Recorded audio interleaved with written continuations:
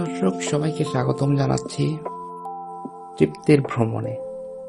ভ্রমণ মানে কি শুধু পাহাড়, নদী কিংবা সমুদ্রের নীল জলরাশিতে হারিয়ে যাওয়া, নাকি ভ্রমণ মানে নিজেকে নতুন করে খুঁজে পাওয়া? স্বাগতম আপনাদের তৃপ্তির ভ্রমণে। আজ আমরা আপনাদের এমন এক জায়গায় নিয়ে এসেছি যা কোনো সাধারণ পর্যটন কেন্দ্র নয়। এটি আমাদের জীবনের সবচেয়ে বড় সত্যের মুখোমুখি দাঁড় করিয়ে দেয়।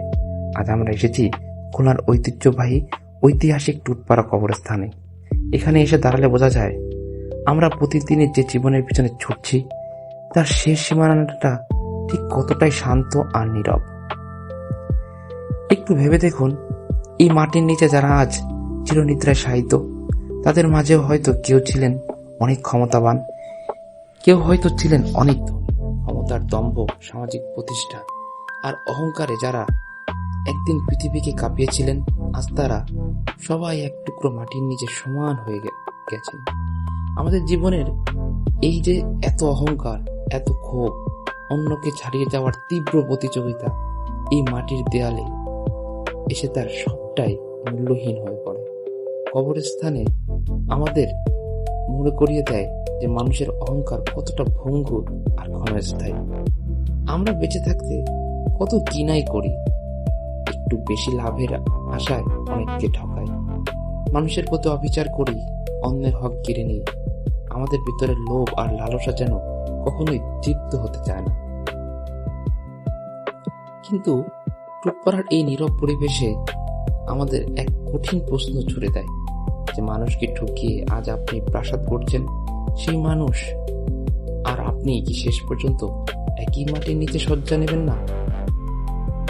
যাদেরকে আমরা ঠকালাম, যাদের উপর অবিচার করলাম, মৃত্যুর পর তাদের মুখোমুখি দাঁড়ানোর সাহস কি আমাদের আছে?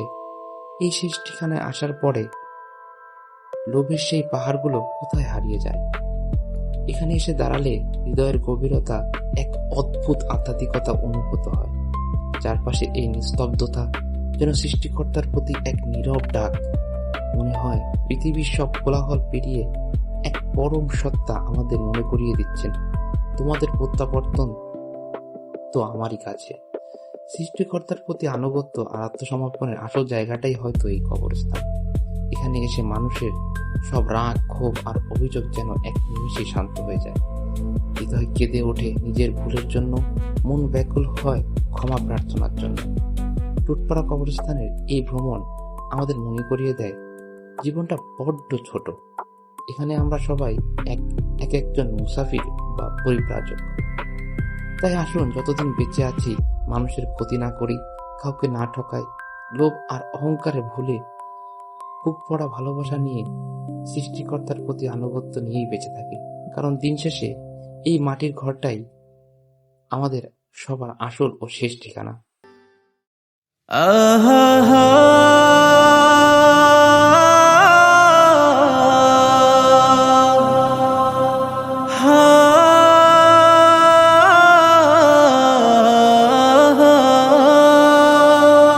নির্জন রাতে ভাবনায় কাটে প্রতি প্রহর,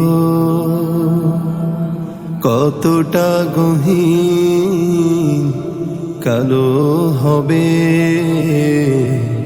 আমার কবর, কতটা গহীন কালো হবে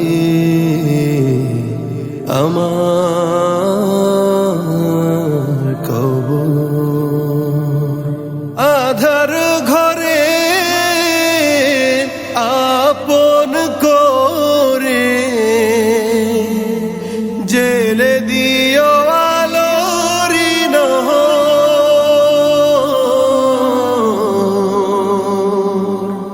জেলে দিও আলোরি নহর,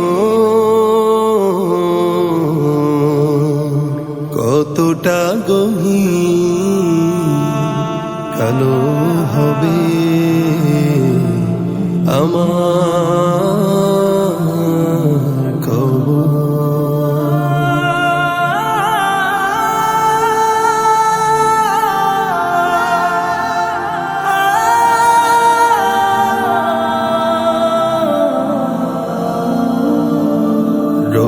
হাসরে শেষ বিচারে সূর্য কাছে আসবে টগবগিয়ে মাথার মগজ তপ্ত হবে রোজ হাসরে শেষ বিচারে সূর্য কাছে আসবে টগবগিয়ে মাথার মগজ তপ্ত হবে ক্ষমার বাড়ি দিয়ে আপন করে নিয়ে পার করে দিও সে হাসর পার করে দিও সে হাসর কতটা গহীন কালো হবে আমার কবর কতটা গহীন কালো হবে আমার কবর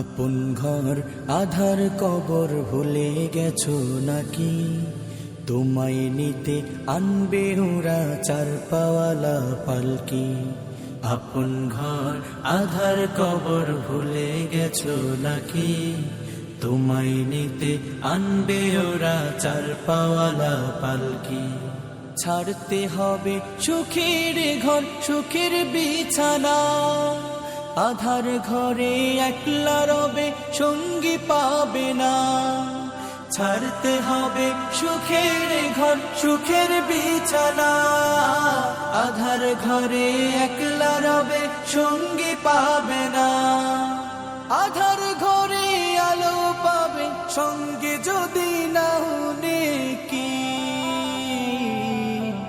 আপন ঘর আধার কবর ভুলে গেছো নাকি তোমায় নিতে আনবে ওরা চার পাওয়ালা পালকি আপন ঘর আধার কবর ভুলে গেছো নাকি তোমায় নিতে আনবে ওরা চার পাওয়ালা পালকি দিশে হারা পাগল পাড়া পে দুনিয়া যাইতে হবে প্রভুর ডাকে সবই ছাড়িয়া দিশে হারা পাগল পাড়া পে দুনিয়া যাইতে হবে প্রভুর ডাকে সবই ছাড়িয়া জলদি করো গুনাহ ছাড়ো আর দিও না ফাঁকি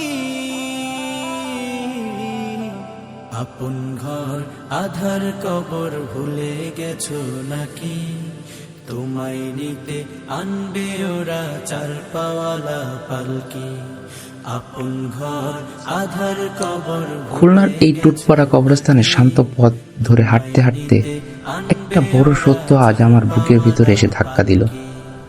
আমরা যাকে জীবন বলি তা আসলে এক ক্ষণস্থায়ী পান্থশালা ছাড়া আর কিছুই নয়। আর এই 3.5 হাত মাটির ঘরটি হলো আমাদের চিরস্থায়ী আবাস, আমাদের শেষ ঠিকানা। আজকের এই সফর কোনো আনন্দের ভ্রমণ ছিল না, এটি ছিল নিজের ভিতর ডুব দেওয়ার এক নীরব আয়োজন। আমরা প্রতিদিন কত মানুষের মনে আঘাত দিই, সামান্য স্বার্থের জন্য আপনজনকে পর করে দেই, ক্ষমতার লোভে দুর্বলকে পিষে ফেলি। কিন্তু দেখুন, দিন শেষে এই মাটির কোলেই সবাইকে নিরুপায় হয়ে কত অসহায়ভাবে পাশাপাশি শুয়ে থাকতে হবে। এখানে এসে ধনী দরিদ্রের দেয়াল ভেঙে গেছে, মুছে গেছে শোষক আর শোষিতদের ব্যবধান। তাহলে কেন আমাদের মনে এত ক্ষোভ, কেন এত হিংসা আর অহংকার? যে মানুষটাকে আজ আমরা ঠকাচ্ছি, কাল হয়তো তারই কাঁধে চড়ে আমাদের এই অন্ধকার কবরে আসতে হবে। তাই আসুন, সময় ফুরিয়ে যাওয়ার আগেই আমরা নিজেদের একটু সংশোধন করি, জীবনের অপ্রয়োজনীয় অহংকারগুলো ছেড়ে ফেলে মানুষের প্রতি দয়ালু হই, অন্যায় করে থাকলে ক্ষমা চেয়ে নিই, আর বুক ভরা ভালোবাসা নিয়ে মানুষের পাশে দাঁড়াই।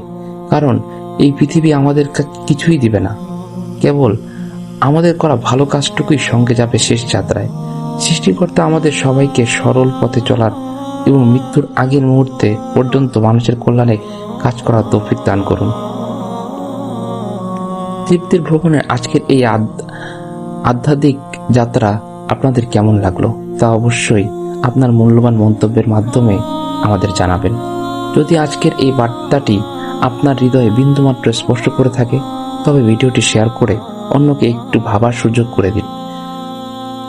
আর আমাদের এই পথ চলার পাশে থাকুন, চ্যানেলটি সাবস্ক্রাইব করে রাখুন। আজ তবে এই পর্যন্তই। খুব শীঘ্রই দেখা হবে নতুন কোনো পথের খোঁজে, নতুন কোনো সত্যের সন্ধানে। ততক্ষণ পর্যন্ত সবাই ভালো থাকুন, সুস্থ থাকুন আর মানুষের পাশে থাকুন। বিদায়। আল্লাহ হাফেজ। আসসালামু আলাইকুম।